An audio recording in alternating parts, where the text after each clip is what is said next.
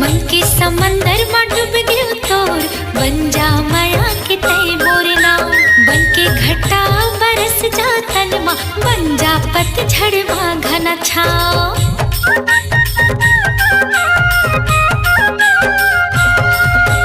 तय मोर हृदय अंतस माँ बसे हा बस रग रग मावो।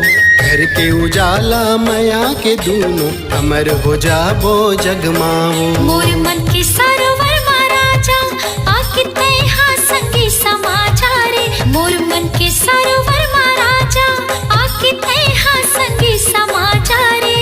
मन हृदय मा बसे गे हस जिंदगी माँ तो आ जा रे।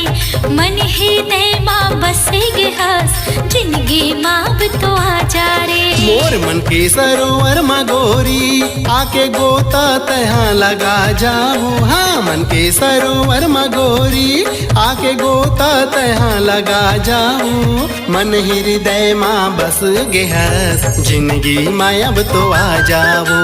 मन हृदय माँ बसे गे हस जिंदगी माँ अब तो आ जा रे। हाँ मन हृदय माँ बस गे हस जिंदगी माँ अब तो आ जाओ। मन हृदय माँ बसे गे हस जिंदगी माँ अब तो आ जा रे।